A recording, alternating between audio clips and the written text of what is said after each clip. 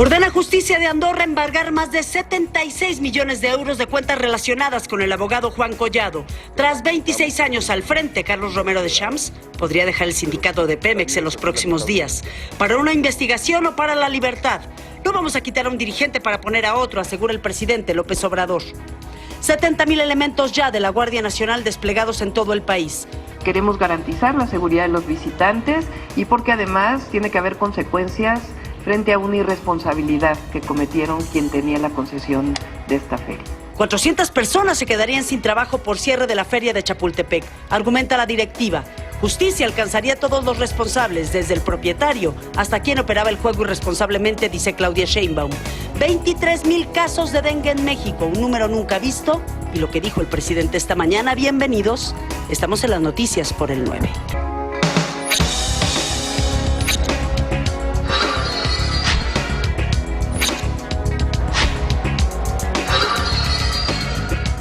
Buenas tardes, yo soy Carla Iberia Sánchez. Los casos de dengue se disparan como nunca en México. Alcanzan casi 23,000 casos con picos preocupantes en Veracruz, Jalisco y Oaxaca. 23,000, suficientes para considerarse emergencia. Más adelante los detalles y antes, esta noche, la selección mexicana se enfrenta a Panamá en el Azteca y hay una advertencia de FIFA. Mira el mensaje que difunde la Federación Mexicana de Fútbol.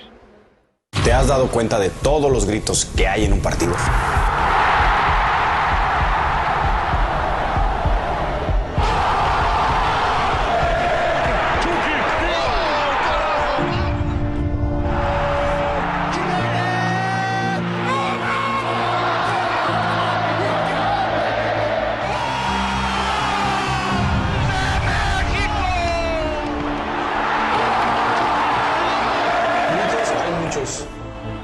Pero hay uno solo que nos puede dejar en silencio.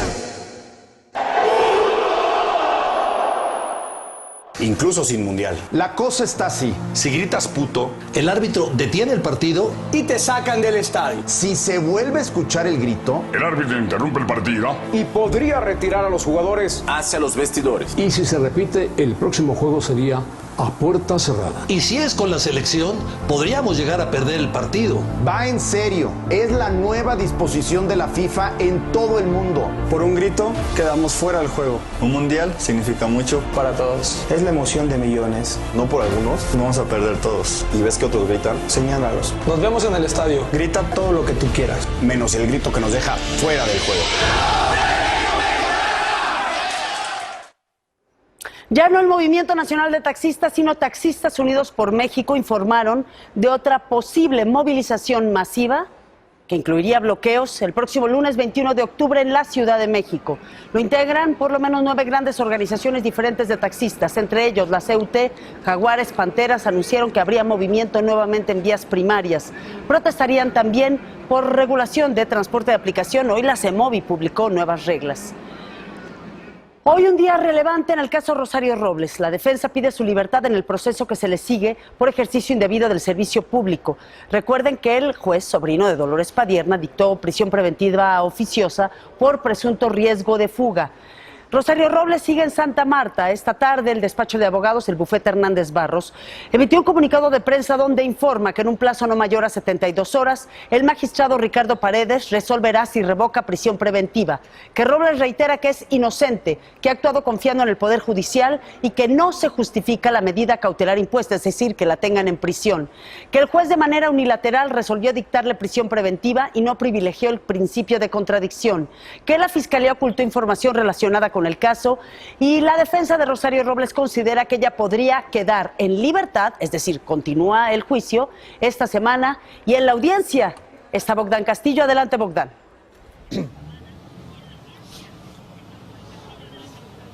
Gracias, Carla Iberia. Muy buenas tardes. Pues la mañana de este martes fue trasladada Rosario Robles Berlanga aquí al Reclusorio Sur para estar presente en una audiencia de alegatos en el 5º Tribunal Unitario en materia penal. Señalar que después de los alegatos que presentó su defensa y el Ministerio Público Federal por espacio de 45 minutos, Rosario Robles, vestida de color beige y tenis blancos, tomó la palabra y comenzó a leer una carta de 3 hojas que ella misma redactó. Frente al magistrado federal electoral aseguró que siempre ha vivido de su trabajo y por tal motivo no tiene los recursos para estar huyendo, pero sobre todo no tiene el menor interés de hacerlo. La también exsecretaria de Desarrollo Agrario, Territorial y Urbano le indicó al juez que es inocente y que siempre ha actuado con respeto y confiado en el Poder Judicial. Se quejó de haber sido sometida a una medida cautelar de prisión preventiva que en su caso no se justifica y pidió justicia. Después de escuchar las palabras de quien fue secretaria de Estado en la administración de Enrique Peña Nieto, el magistrado Ricardo Paredes Calderón dio a conocer que en un plazo de 3 días hábiles estará decidiendo si Rosario Robles continúa en la cárcel o queda en libertad para enfrentar su proceso penal por el delito de ejercicio indebido del servicio público. Una vez que terminó esta audiencia, que repetimos duró aproximadamente 1 hora, Rosario Robles fue trasladada de nueva cuenta del Reclusorio Sur, donde estamos transmitiendo en vivo, al penal de Santa Marta, Catitla, donde se encuentra interna desde agosto de este año. Carla Iberia me reporta. Muchas gracias, Bogdán Castillo. Y el gobierno de Andorra ha ordenado embargar cuentas relacionadas con el abogado mexicano Juan Collado. Ascienden a 76 millones de euros, aproximadamente 83 millones de dólares. Esta información fue publicada en exclusiva por el diario español El País. Actualmente Juan Collado se encuentra, usted sabe, se encuentra recluido, acusado o en un proceso de delincuencia organizada y lavado de dinero. Y ante la posible salida de Carlos Romero de Champs del Sindicato de Trabajadores de Pemex, el presidente López Obrador informó que hay denuncias en su contra ante la Fiscalía General de la República, la que era la PGR. Dijo que si Romero de Champs toma la decisión de dejar el sindicato para atender esos asuntos, está en su derecho. Reiteró que el gobierno federal no pondrá ni quitará un nuevo dirigente en Petróleos Mexicanos porque es un asunto que deben resolver los trabajadores. No vamos nosotros a quitar a un dirigente para poner a otro dirigente. No nos corresponde. Eso es un asunto que tienen que resolver los mismos trabajadores. Vamos a otros temas políticos. Escuchen lo que ocurrió en Simojovel, en Chiapas, hace unas horas. Pobladores retuvieron a la presidenta municipal Viridiana Hernández. La acusaron de no hacer una distribución equitativa de recursos de bienestar, pero entre las acusaciones es que se divorció para entonces poder contratar a su exmarido para nombrarlo su subalterno. Ya fue liberada. Zona de inestabilidad con potencial ciclónico. Vienen lluvias que pueden provocar deslaves e inundaciones en varias partes del país. En el Meteorológico Nacional, Saraí Méndez. ¿Cómo estás, Saraí? Tiene 90% de probabilidad de desarrollo ciclónico dentro de las próximas 48 horas. Comenzando en este momento una conferencia de prensa. Vimos a Saraí Méndez desde el Servicio Meteorológico Nacional. Y vamos a un tema muy importante. En México, último reporte de Vigilancia Epidemiológica de Secretaría de Salud. 23,000 casos de dengue, casi 23,000 casos de dengue, de los cuales 1,664 se reportan como graves. Se han reportado ya 72 muertos. Los estados más afectados: Veracruz, Jalisco, Chiapas, Oaxaca y Quintana Roo. Esta mañana en la conferencia que empezó antes de las 7 de la mañana, mi compañera Rocío Jardines de W Radio le preguntó al presidente de México, Andrés Manuel López Obrador, sobre dengue. El presidente descartó que los casos de dengue que se han presentado en el país constituyan una situación de alarma.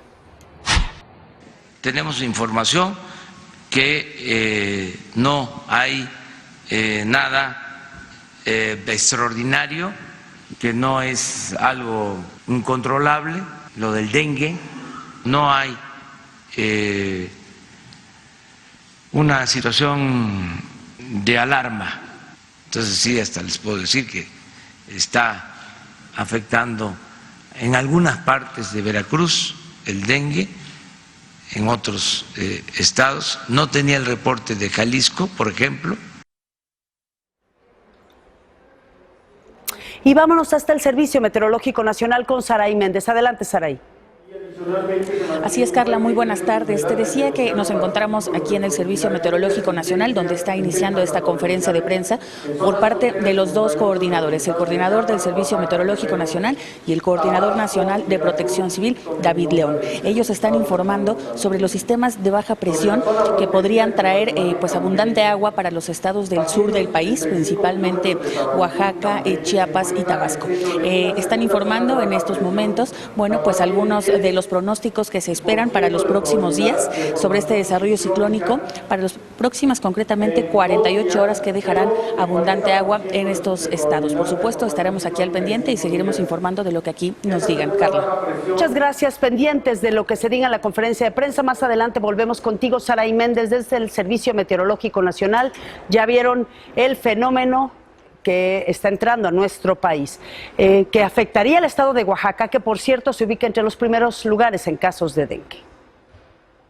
En Puerto Escondido, Oaxaca, arrancó una jornada de limpieza en el Panteón Municipal con la finalidad de eliminar criaderos del mosquito transmisor del dengue ante el incremento de casos confirmados de este padecimiento en la costa oaxaqueña. Autoridades y habitantes de la zona llegaron al panteón para realizar la limpieza general, que servirá también para las festividades del Día de Muertos. Hay muchísimos floreros que tienen así agua y cuando llueve pues igual y acumulan más agua, ¿no? Y hacen que ahí se propague lo que es el mosquito, la larva. El estado de Oaxaca se ubica entre los primeros lugares a nivel nacional por el número de casos de dengue. De acuerdo con la Secretaría de Salud, suman casi 1,200 casos confirmados, por lo que este tipo de acciones disminuyen la propagación de la enfermedad. Tenemos muchos recipientes de agua en el cual tienen muchas larvas de mosquitos, cual es sumamente importante poder tirarlos y limpiar estas sepulturas. Invitamos a toda la gente que tenga familiares aquí que no dejen recipientes donde pueda almacenar agua. Durante la jornada de limpieza se trabajó en decenas de sepulturas, principalmente las que se encuentran en estado de abandono y que han servido como potenciales criaderos de mosquitos durante esta temporada de lluvias. He encontrado los envases de la veladora que ya están vacíos y como ha llovido en estos días quedan llenos de agua y esa agua es la que nos están diciendo los de personal de vectores que es lo que hace que se multiplique el zancudo. La región de la costa es, junto con la ciudad de Oaxaca y el istmo de Tehuantepec, las zonas del estado con más casos confirmados de dengue. Jorge Morales, Noticieros Televisa. Gracias, Jorge. Y de Oaxaca a Chiapas, o mejor vámonos al Reino Unido. ¿Quieren viajar al Palenque de hace más de 100 años? Vámonos al Museo Británico con Vitas Rodavicius. Hace 129 años, el explorador inglés Alfred Maudslay y su equipo viajaron a la selva tropical de Palenque, Chiapas. Durante su expedición a este yacimiento maya, Maudslay usó nuevas técnicas arqueológicas revolucionarias para el siglo XIX. Hizo varios moldes de yeso y 800 fotos de placas de vidrio. En el sótano del Museo Británico en Londres se guarda esta vasta colección. Pero gran parte de estos magníficos registros del arte maya no han sido accesibles hasta ahora al público ni a los científicos. Pero una colaboración del Museo Británico, el Instituto Nacional de Arqueología e Historia y Google Arte y Cultura compartirán de manera digital el enorme archivo de Maudslay. Bueno, sobre todo como que era una digitalización a una resolución muy alta, entonces no solo se puede ver como una estructura así en total, pero podemos hacer un zoom hasta 900%. Entonces podemos ver detalles que antes no se podía ver para nada. Podemos ver, por ejemplo, glifos de estucos en las fachadas de las estructuras, o podemos también ver su cama, la cama de Maudslay en el Palacio de Palenque.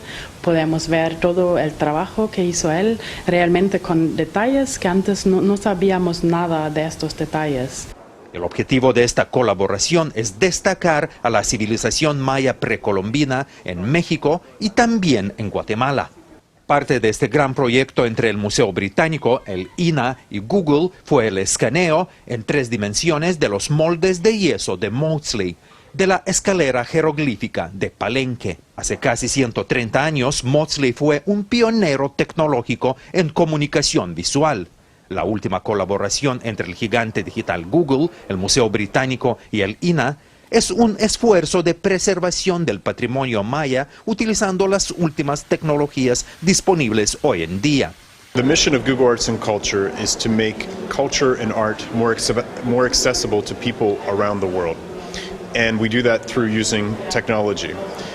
So in this case, for this project, it's important for us to do 2 different things. To one, make the Maudsley collection of Mayan art, which is the largest archive of Mayan art that exists in one place, available online for both research, for researchers to access, but for us, also very importantly, is for the public. So people in Mexico, people in the United States, people in Japan, people in South Africa, to be able to virtually explore the Mayan archaeological sites, but also dive into the details basically and learn more about Maudsley, his work, how he was using technology of his day to preserve Mayan art and history. And we're, in a way, doing the same now with technology of today. Esta colaboración vía plataformas digitales y virtuales ofrece una oportunidad única para el Museo Británico. Aunque esta famosa institución alberga una colección de clase mundial de artefactos mayas, aztecas y otras civilizaciones precolombinas, no cuenta todavía con un espacio dedicado a América Latina. Desde Londres, Vita Surdavicius, Saritio Gómez, camarógrafo, Noticieros Televisa.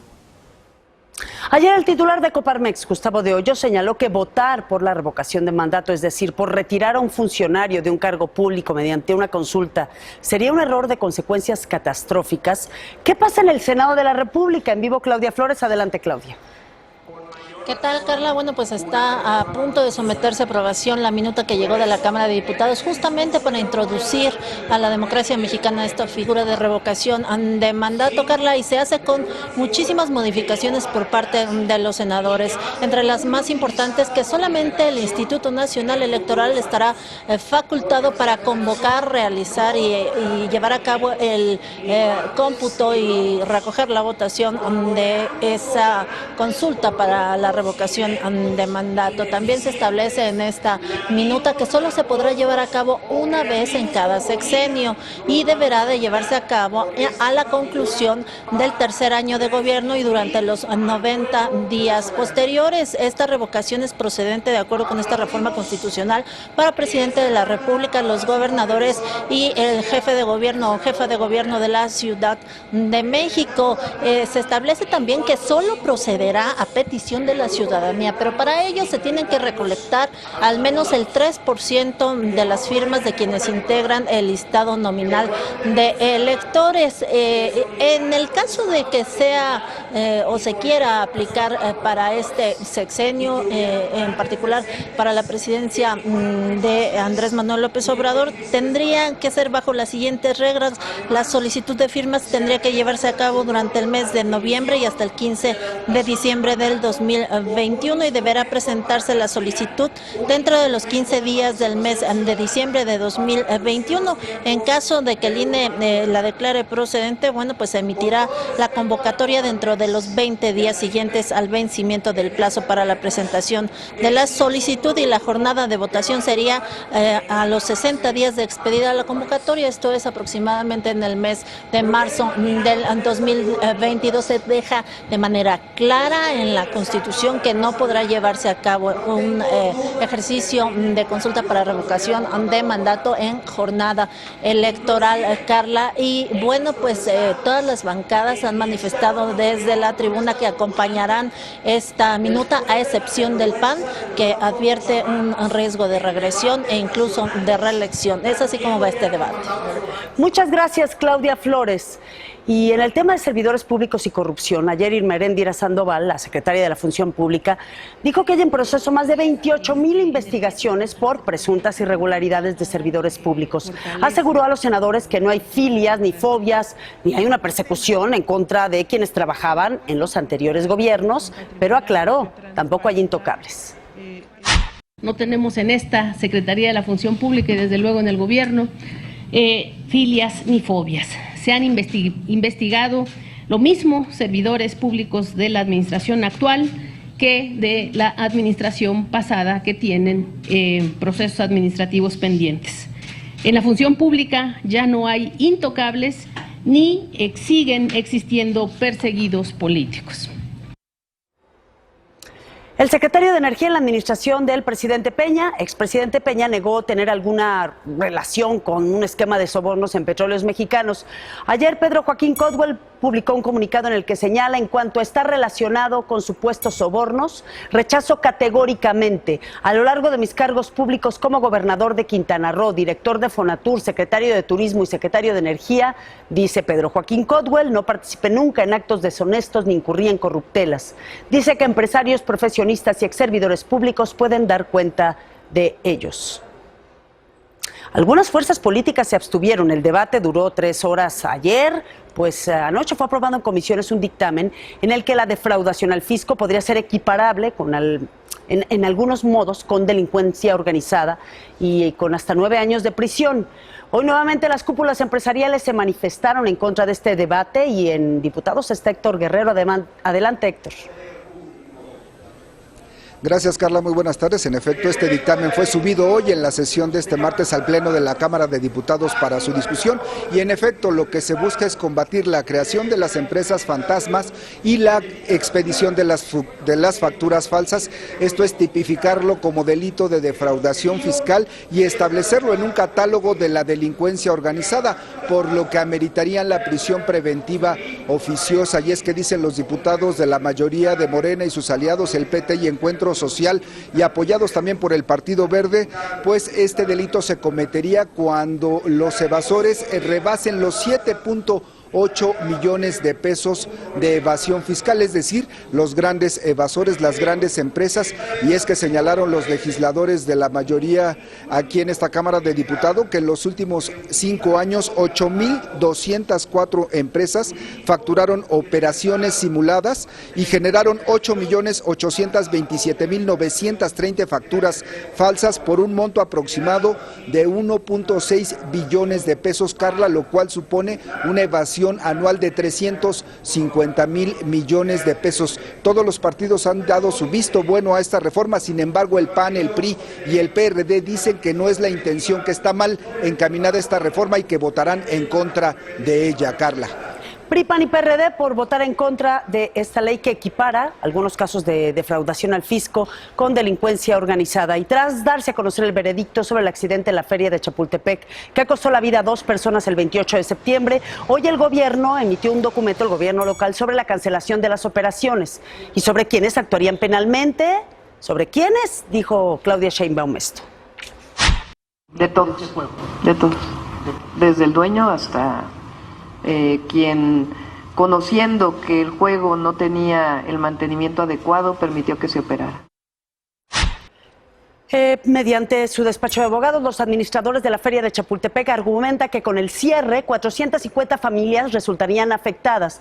Dicen en el documento: reiteramos que la feria es la primera interesada en conocer lo que sucedió, que coincide con las autoridades en que se debe informar sobre lo ocurrido el 28 de septiembre. Las familias de los afectados merecen una investigación que se realice de acuerdo con las mejores prácticas internacionales y locales y con la participación de peritos especialistas en este tipo de accidentes, y señalan la seguridad es prioridad en la feria de Chapultepec. Esto dicen en su comunicado. Fíjense, ayer les platicábamos el caso de este niño de la Ciudad de México que terminó saliendo de su casa después de escribir una carta en la que decía que no encontraba parte de sus útiles escolares, entre ellos el sacapuntas, unas hojas. A ver, ¿qué tanto del estrés del inicio de clases, padres gastados, padres estresados, escuelas que están exigiendo demasiado, están llevando a niños a estos resultados? Nancy Steinberg, nuestra gurú y psicóloga y una reconocida especialista, explícanos, porque estamos a 15 de octubre y no queremos hacerlo mal. Pues fíjate que esta noticia es realmente sobrecogedora, pero más que hablar específicamente de lo que sucedió con este niño, a mí lo que me gustaría es invitar a la gente a ver qué está pasando cuando nosotros de alguna manera estamos permitiendo que los niños tengan este tipo de conducta. Por ejemplo, ¿qué es lo que tú haces cuando estás educando a tus hijos? ¿Qué es lo que le das prioridad? ¿Le das prioridad a que tu hijo tenga confianza o le das prioridad a que te tenga miedo? De alguna manera, esto es lo que favorece una conducta diferente en cada uno de los niños. En el caso de la tarea, por ejemplo, ¿cuál es el límite para que parezcas la figura de autoridad, una figura que lo aterroriza al grado de enfermarse o que le dé gastritis porque no se le olvidaron unos lápices? Fíjate que el tema de la tarea es un gran tema del que podríamos hablar en más profundidad en otro momento, porque empezando por quién tiene que hacer la tarea, cuál es la función de los padres cuando los niños están haciendo la tarea. Yo los invitaría a que lo piensen y lo pudiéramos profundizar un poco más la semana que entra. Pero, por ejemplo, cuando tú de alguna manera estás haciendo la tarea con tu hijo y lo que le estás transmitiendo es que lo tiene que hacer perfecto, que no se puede equivocar, que no se puede levantar, que desde el momento en que se sienta ya tiene que estar perfecta la tarea y que además se la tiene que llevar perfectamente bien hecha a la maestra, el niño de alguna manera está recibiendo una información que ni es veraz y que además lo está poniendo en estrés. Porque de alguna manera se te está olvidando hacerle saber al niño que tú estás de su lado, que lo más importante no es exactamente que haga la tarea de forma perfecta, sino que qué está aprendiendo cuando hace una tarea. Entonces, ¿qué le transmites tú a tu hijo? ¿Qué le transmite la sociedad al niño? ¿Qué le transmite la escuela al niño? ¿Que tiene que ser perfecto? ¿Que si perdió unos lápices, qué le van a hacer en casa? ¿O qué está sucediendo? Fíjate, iniciamos esta conversación con una gran pregunta que tú planteas. ¿De qué manera estamos educando a nuestros hijos en rubros específicos? Por ejemplo, ¿cómo transmitimos correctamente la idea de que hay que ser responsable, bien hecho, cumplir en tiempo, sin exagerar en el método? Tienes que empezar por el ejemplo. Es decir, tú no puedes llevar a nadie a donde tú no has estado, empezando por tus hijos. Entonces, tú no puedes exigirle a tu hijo que él sea responsable si él ve que tú eres un irresponsable. Entonces, más que decirle, es que tienes que cumplir, lo que tienes que enseñarle es que tú cumples. Más que decirle, es que no se te pueden perder las cosas, lo que tienes que darle es recursos para ayudarle a que las cosas no se le pierdan. Y nuevamente, lo más importante no es hablar específicamente de este niño porque no lo conozco, no conozco a sus padres ni las condiciones que rodearon este evento, ¿no? Ni siquiera sé exactamente en qué culmina, ni qué lleva al niño a tener una conducta de este tipo o a escribir una carta para hacerle saber esto a los padres. Pero de lo que nos lleva es a tomar conciencia de qué le estoy transmitiendo yo a mi hijo, qué quiero que mi hijo entienda de mí, qué quiero que vea de mí. Y entonces se lo paso siempre como un ejemplo. Si yo de alguna forma estoy tomando las cosas con calma, le estoy enseñando al niño a tomar las cosas con calma. Si yo sistemáticamente brinco y reacciono rápidamente y reacciono mal, le estoy enseñando al niño que esa es la forma correcta de reaccionar y que además el interlocutor va a reaccionar con miedo porque no sabe qué esperar de mí. Fíjate, y llegas a un punto en este asunto de consejos, sobre todo en este momento entre padres e hijos, y es una mala comunicación de que así se trabaja bajo presión. Eso es tremendo. Es una mala comunicación en actitud y en acción de que así se trabaja bajo presión. Hay una diferencia entre trabajo bajo presión de tiempo y tengo que cumplir con ciertas normas y con ciertos tiempos de entrega, etcétera, a yo tengo que estar presionado. ¿Ves la diferencia? Es decir, yo puedo estar tranquilo si organizo bien mi tiempo y cumplo con lo que tengo que hacer, mientras que yo no sea yo el que está presionado. Exacto, como dice, con calma, que llevo prisa, y conéctense un poco más adelante en televisa.news porque tenemos mucho que hablar de este tema. Gracias, Nancy. Con todo gusto. Gracias. Vamos a una pausa y volvemos.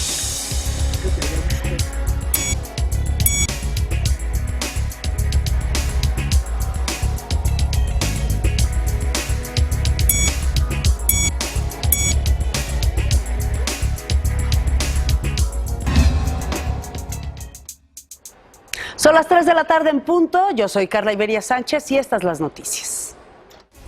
Ordena Justicia de Andorra embargar más de 76 millones de euros de cuentas relacionadas con el abogado Juan Collado.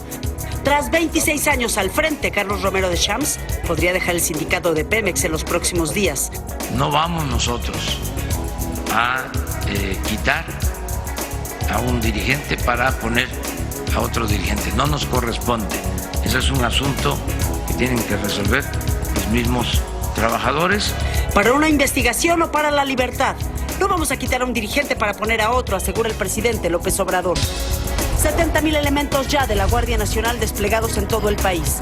Queremos garantizar la seguridad de los visitantes y porque además tiene que haber consecuencias frente a una irresponsabilidad que cometieron quien tenía la concesión de esta feria. 400 personas se quedarían sin trabajo por cierre de la feria de Chapultepec, argumenta la directiva. Justicia alcanzaría a todos los responsables, desde el propietario hasta quien operaba el juego irresponsablemente, dice Claudia Sheinbaum. 23,000 casos de dengue en México, un número nunca visto. Síganos en nuestras redes por Instagram, Facebook y Twitter. Continuamos. Continuamos con las noticias. En Yucatán, suicidios superan muertes por accidentes viales en lo que va del 2019. Central de Abasto inició hoy la romería de Cempasúchitl, la más tradicional de esta temporada. 2 millones de mexicanas podrían estar afectadas por osteoporosis. En California, incendios forestales ya destruyeron 3,200 hectáreas, causaron la muerte de 3 personas. Plácido Domingo, después de las renuncias en Los Ángeles, recibido con vítores en Rusia. En Holanda, familia vivió 9 años en el sótano de una granja temiendo un accidente nuclear. Los glaciares de Suiza se redujeron 10% en los últimos 5 años. Hay una orden internacional de arresto en su contra. Hoy Carles Puigdemont participó en las calles de Bélgica contra la sentencia de entre 9 y 13 años a los líderes del movimiento separatista de Cataluña. ¿Qué ha ocurrido en las últimas horas? Por lo menos el ex vicepresidente de la administración Puigdemont, Oriol Junqueras, pues apela a que es eurodiputado y que quisiera o pudiera salir por eso. Alberto Peláez en vivo desde España. Adelante, Alberto. Gracias, Galiberia. ¿Qué tal? Buenas tardes. Muy complicada la situación en Cataluña después de que hace unas horas, este lunes, se supiera cuál era el fallo del Tribunal Supremo en el que decía cuáles eran los delitos que habían cometido los políticos que cometieron el acto ilegal de declarar la independencia de Cataluña con respecto de España hace ahora 2 años. Como consecuencia de eso, Carla, comenzaron las calles a llenarse desde ayer. Ayer hubo muchas manifestaciones, todas ellas bastante violentas, porque de hecho hubo más de 130 heridos. Uno de ellos es un joven que perdió un ojo debido a una bola de goma. Para hoy, sin embargo, hoy que parecía que iba a estar la situación un poco más tranquila, sin embargo, no es así. Estamos viendo las imágenes ahora mismo de las ciudades, creo que de las calles de Barcelona, y ahí se puede apreciar perfectamente cómo está la policía cargando hoy contra los manifestantes, aunque en un principio iba a ser una cosa fácil, sencilla, donde no iba a haber y pacífica. Sin embargo, se ha tornado otra vez en algo violento, no como ayer, aunque ya hay 3 detenidos, pero sin embargo, desde luego sí sigue siendo violenta por diferentes calles de Barcelona, de Tarragona y de Gerona, de Carriberia. Esta mañana, como tú muy bien decías, el antiguo presidente de la Generalitat, Carles Puigdemont, que fue el instigador realmente de todo el proceso de independencia, desde su refugio en Waterloo, en Bélgica, decía que había que internacionalizar el conflicto en el sentido de que Europa tenía que intervenir. Estas eran las palabras de Puigdemont. Thank you very much, because we were always with us.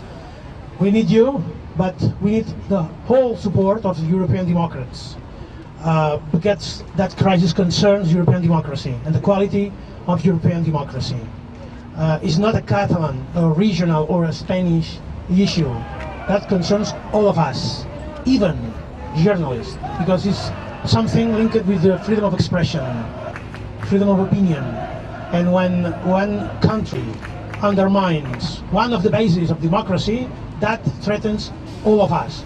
So for this, in the name of all the people who are persecuted for these ideas. Sin embargo, Carriberia, no es lo que dice el gobierno de Pedro Sánchez. Esta tarde, en una entrevista en la exclusiva a Noticieros Televisa, la secretaria de Estado, Irene Lozano, decía que en España a nadie se le detiene por lo que piense, sino que a la gente se le puede detener cuando viola la ley, como es este caso. Es lo que decía Irene Lozano. En España se puede querer derogar la Constitución. Lo que no se puede es hacer vulnerando la ley. No hay ningún problema, ni siquiera España es lo que se llama una democracia militante, en defender en España cualquier idea siempre que se haga respetando la ley. Y lo que hay que dejar claro es que estas personas condenadas vulneraron la ley.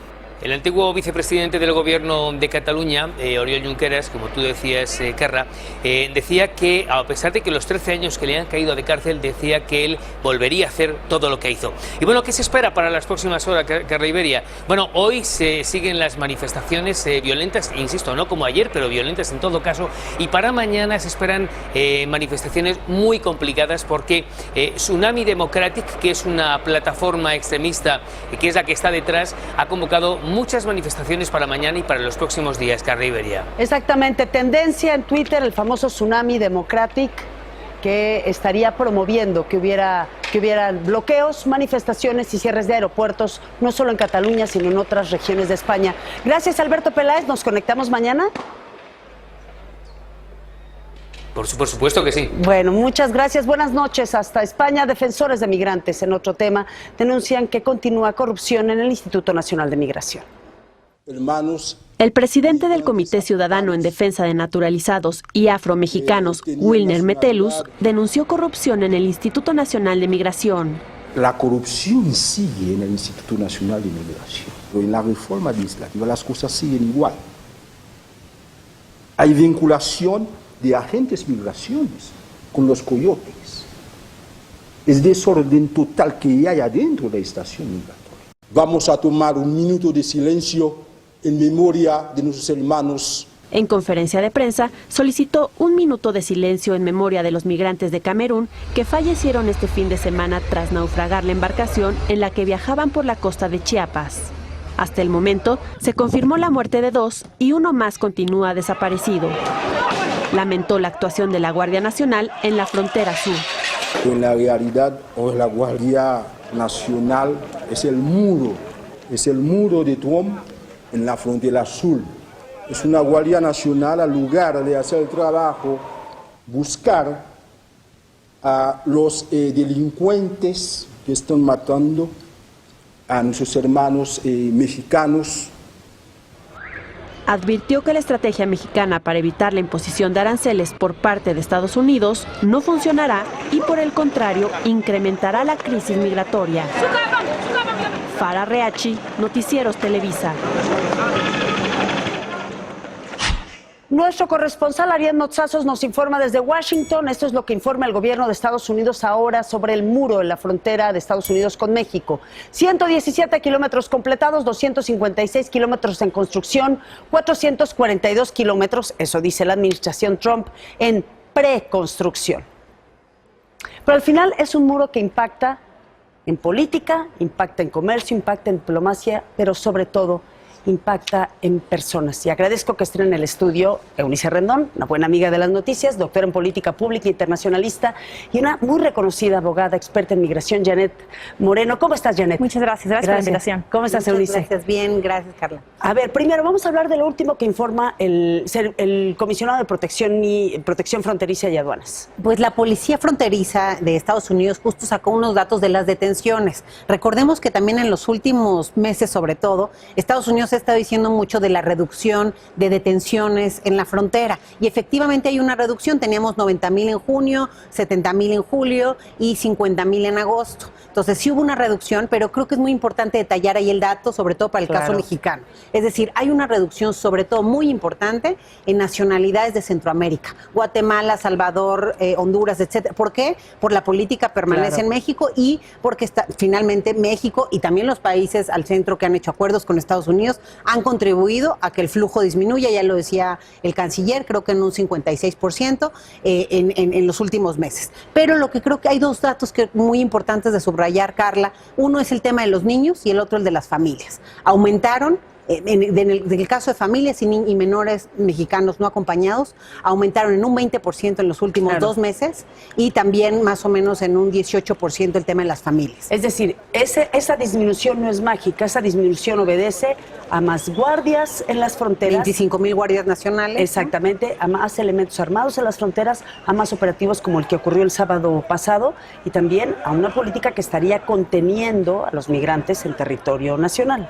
Exactamente, pero no así, por ejemplo, de estas poblaciones con mayor vulnerabilidad y que han sido los casos pues más terribles que hemos visto en el fenómeno migratorio, de menores no acompañados, donde sí hay un repunte incluso del 20% en el último mes, si comparas los datos de julio con agosto, y en el caso también de las familias mexicanas. Entonces sí, obviamente que estos números que te estoy dando son de detenciones en la frontera. Entonces han detenido a más menores no acompañados y a más familias mexicanas. No así a centroamericanos porque son los que se están quedando de este lado.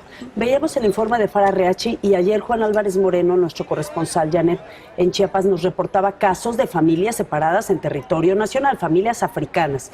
Uno está en Tapachula, el otro está en Tuxtla.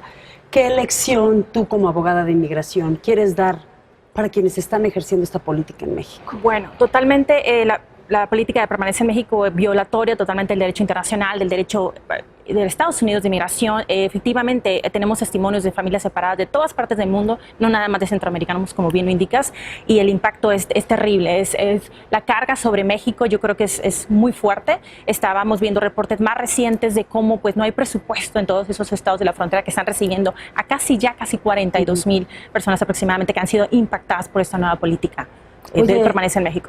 Janet, tú trabajas en estados fronterizos de Estados Unidos con México. ¿Tienes algún cliente que sea de El Salvador, de Honduras, de Nicaragua, de Haití, de Dominicana, que te esté reportando la condición de su familiar retenido en México? Tenemos colegas que llevan casos en la frontera. Nuestra oficina está más arriba, pero de todas formas tenemos casos de todas las personas. Y efectivamente, la política es terrible. Ha habido casos en que solamente les dan un aviso de 4 horas para asistir a esas cortes que han sido programadas de forma ahí en carpas totalmente improvisadas y pues hasta bajo jurisdicción del Departamento de Seguridad Nacional, lo cual es violatorio de ese mismo derecho que tienen a ir a una corte pública. Y pues es desgarrador saber que tienen que levantarse a las 3 de la mañana para poder estar hasta las 7 de la mañana, 8 en la frontera, ya sea con San Diego o en el estado de Chihuahua, para poder ingresar y asistir a sus cortes de esas personas que buscan asilo en Estados Unidos y pues son enviadas a México y a permanecer allá mientras sus procesos continúan. Cortes en carpas de policía.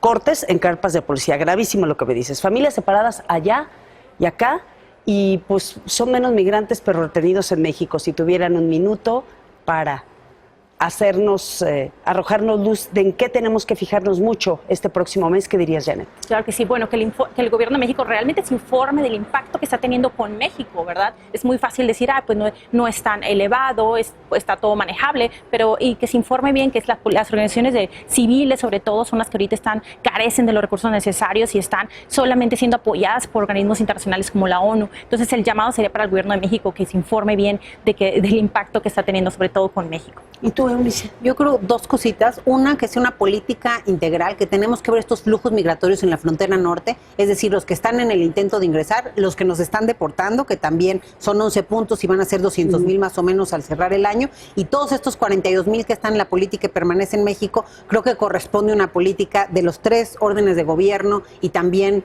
que Estados Unidos contribuya con recursos para este sector. Y por último, trabajar mucho el sector y concentrarse en los niños. Finalmente eso es la cara más vulnerable de la migración, y creo que hoy la están pasando mal en todas las facetas. Ya hablamos de estos menores no acompañados, entonces creo que ahí sí México ha hecho algunos esfuerzos, creo que los tiene que fortalecer para darle integralidad, para darle realmente que el interés superior de la niñez sea realmente lo que prevalezca en estos casos. El interés superior del niño frente al interés superior de la política migratoria efectiva en números. Gracias, Correcto. Janet. Gracias, Eunice. Muchas gracias. Gracias. Estamos en las noticias, vamos a una pausa, volvemos.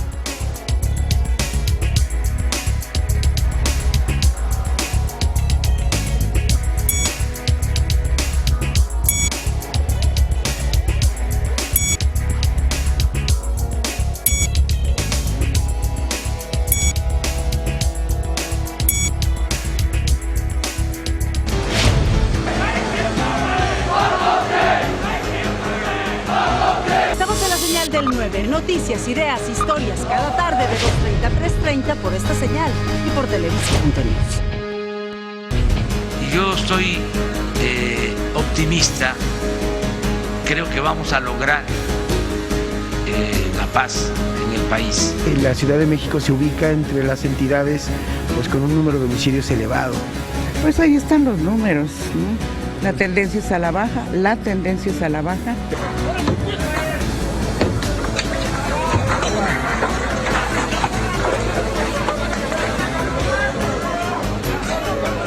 Política, economía, estados, nosotros, empleo, seguridad, salud, acompáñenos. Cada tarde, 2:30, 3:30 por Televisa.news y por la señal del 9. Amenaza de bomba en Guam, Iztapalapa, provocó movilización policíaca hace unas horas.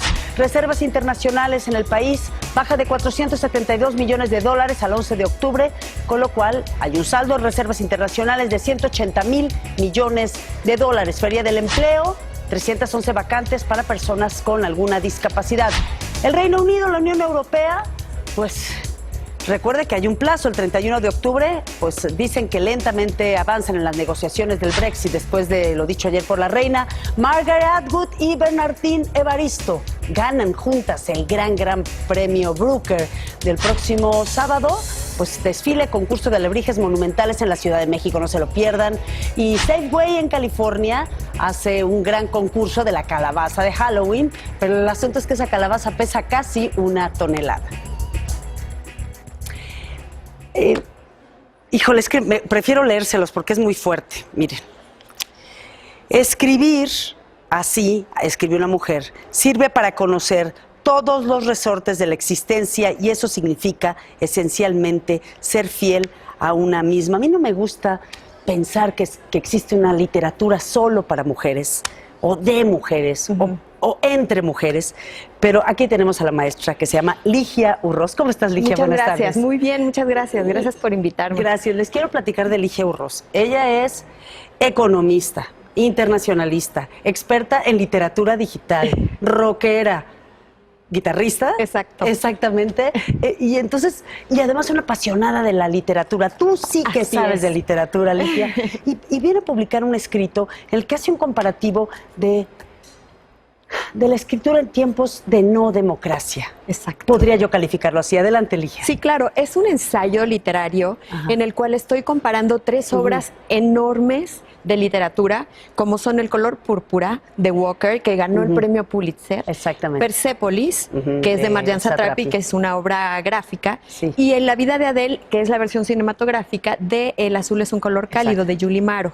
Estas 3 grandes mujeres dan este grito de hoy las voces feministas de no la estamos pasando bien y queremos superarnos y vemos cómo se puede salir adelante por medio de las letras. Fíjate, recuperas en el libro este fragmento donde Marjane Satrapi, que además narra la vida de una preadolescente, Sí. una adolescente, cuando corre porque se le hace tarde y entonces a través de el hijab, se le ven las formas del cuerpo y en lugar de llegar termina siendo amedrentada y casi arrestada. Cuéntame un poco, háblanos para los que no han leído Persépolis, de qué narra y cuando ella dice al final que si no hay libertad para las mujeres, si no hay libertad democrática, no hay libertad para las mujeres. Así es, Marjane Satrapi vivió su adolescencia en Irán en la época de cuando se va el Shah de Irán y ella puede salir a la calle perfectamente sin problema, no tiene que utilizar chador, nada por el estilo, pueden ir a las universidades las mujeres, no hay problema. Llega la hermandad musulmana y se restringen las libertades de niñas y mujeres, que para mí se restringen los derechos humanos. Y entonces lo que ocurre con ella es que ella choca con todas las instituciones con las que está viviendo y sus padres tienen la fortuna de poderla sacar a Europa. Y ella desde Europa hace este grito y dice, a ver, yo estoy aquí y lo puedo decir. Hay estas injusticias, pero hay tantas mujeres que se quedaron en Irán que ahora no pueden salir a la calle solas, que tienen que salir con un hombre de su familia que las acompañe, que tienen que vestir el chador o la burka y se tienen que tapar por completo. Entonces ella desde Europa hace este grito. Y por eso tengo estas 3 mujeres en el libro, que es espectacular que desde América, que es Walker, desde Irán, que es Satrapi, y desde Francia, imagínate, que es El color púrpura, la vida de Adele, nos muestran que las mujeres estamos un pasito atrás o muchos pasos atrás y que queremos entre todas ser vasos comunicantes y a través de las letras, que es mi trinchera, dar a conocer este grito de indignación y decir, establezcamos lazos de entendimiento y por medio de las letras entendámonos. Exacto, reencontrémonos por medio de la literatura, que para eso sirve también la literatura. Pero Así Ligia, es. yo te quiero felicitar porque parece porque es un profundo ensayo literario, pero también tú has trabajado mucho, por ejemplo, en temas que tienen que ver con los libros de texto y te esfuerzas en hacer una muy buena escritura que sea accesible, que eso también es la buena escritura, ¿no? Sí, claro, porque aparte que es un ensayo muy académico, se puede leer también desde muchas perspectivas, desde la academia, y también un lector que le guste saber del color púrpura de Persépolis y del cine, porque está ligado al cine. Sí. La literatura comparada se liga con la música, con la pintura y con la cinematografía, y sobre todo el mensaje a la mujer en cada una de estas 3 grandes obras. Mira, nos quedan 2 minutos y viene la sección de deportes, pero a ver, ¿cómo interpretas tú? Porque parece que todo lo que leemos en El color púrpura, Persépolis y la vida de Adele, que es literatura comparada por Ligia Urroz, parece como que pasó en otro tiempo, pero si tú ves que la semana pasada se abrió apenas el estadio de Teherán por una presión económica. Exacto. Y las mujeres pudieron ir a un estadio de fútbol por primera vez en muchos años en Irán. ¿Qué te suena que por presiones económicas por fin se abre la puerta a la libertad de las mujeres que gustan del fútbol? Imagínate, a mí se me hace terrible, terrible, y por eso es que yo estoy sacando este libro con estas 3 grandes mujeres. Por ejemplo, que 9 mujeres en México mueran por feminicidios al día. Por ejemplo, que nada más el 88%, es más, que el 88% de las que tuvieron golpes y tuvieron algún tipo de violencia familiar no lo digan, y solamente el 9% vaya y a la delegación y hable de esto. Tenemos que hacer una voz, tenemos que establecer los puntos para que toda la sociedad salga a dar este clamor. Oye, Ligia, te quiero felicitar. Te encontramos en redes sociales, ¿cierto? Sí, claro que sí. Bueno, allí pueden encontrar este texto de Ligia Urroz, que es un texto, es un libro, es una compilación, no sé cómo llamarle. Un ensayo literario. Un ensayo literario. Sí. Ligia, muchas felicidades. Al contrario, gracias a ti, muchas gracias por invitarme y felicidades a ti, que eres una mujer que admiro muchísimo. Muchas gracias, Ligia, igualmente, y ojalá que vengas pronto. Gracias, claro que sí. Gracias. Vamos a una pausa, continuamos en las noticias.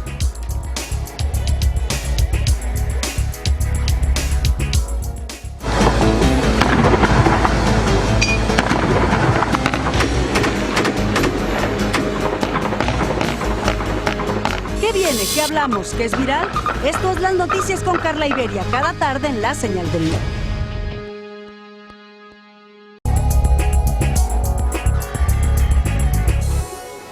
Amigos, ¿cómo están? Muy buenas tardes. Esta noche en la cancha del Estadio Azteca, México se enfrenta a la selección de Panamá dentro de la Nations League y Gibran Araeje nos tiene el reporte de lo que está ocurriendo. Gibran, ¿cómo te va? Buenas tardes. Muchas gracias, mi querido Enrique. Ya estamos en el Estadio Azteca para el duelo de esta noche entre México y Panamá en la Liga de Naciones de la CONCACAF. Les tenemos el 11 titular con el que podría arrancar Gerardo Martino. O bueno, en la portería todavía está la duda si va Rodolfo Cota o Raúl Gudiño. La defensa con Jorge Sánchez, Carlos Salcedo, Néstor Araujo y Cristian Calderón. En el medio campo, Héctor Herrera, Charly Rodríguez, entra Eric Aguirre en lugar de Sebastián Córdoba. Y al frente, 2 modificaciones. Estará el Piojo Alvarado, Rodolfo Pizarro y como centro delantero, Irving el Chucky Lozano. Así que no se pierdan el partido esta noche a través de nuestras pantallas por Canal 5 y por TUDN. Regreso contigo, Enrique. Y bueno, muchas gracias, así que no se pierda ese partido. México frente a Panamá, la Nations League, 8 de la noche por Canal 5. Por otra parte, eliminatorias para la Euro. Suecia está jugando frente a la selección de España y los suecos en casa están adelante 1-0. El gol logrado por Marcus Berg al minuto 51. El partido continúa en desarrollo. Mientras tanto, en el grupo J, Liechtenstein en contra de Italia. Y es la selección italiana. Apenas iban 2 minutos con Federico Bernardeschi, que coloca el marcador 1-0. Andrea Belotti iba a ser el 2-0 ya en la segunda parte para la escuadra azzurra, mientras que Alessio Romagnoli acaba de lograr el 3-0 para la escuadra de Italia. Vamos al béisbol de las Grandes Ligas. El día de ayer los Nacionales de Washington se colocaron solamente un triunfo a llegar a la Serie Mundial. Vemos a Howard Kendrick con este doblete, esto fue en la tercera entrada. Tuvo 3 carreras producidas en el partido. Gran encuentro de Stephen Strasburg, 7 entradas, 7 imparables, 1 carrera y 12 ponches. Mientras que al final la victoria fue 8 carreras contra 1 para los Nacionales, que el día de hoy estarán enfrentando a los Cardenales, buscando la primera Serie Mundial que se juega en la capital de Estados Unidos desde 1933. Dakota Hudson inicia por los Cardenales, Patrick Corbin lo hace por los Nacionales. Este partido 7 de la noche a través de Canal 9. Mientras tanto, en el fútbol americano profesional, ayer concluyó la semana 6. Green Bay, con esta jugada polémica, un castigo que se marca al ala defensiva de los Leones de Detroit. Un pase que era incompleto, vendría cuarta oportunidad, tendrían que buscar el gol de campo, pero quedaba más de un minuto. Sin embargo, le dieron el 1º y 10 a los empacados de Green Bay, se acabaron el reloj, una serie de 6 minutos y 40 segundos, y Mason Crosby con el gol de campo ganó Green Bay 23-22.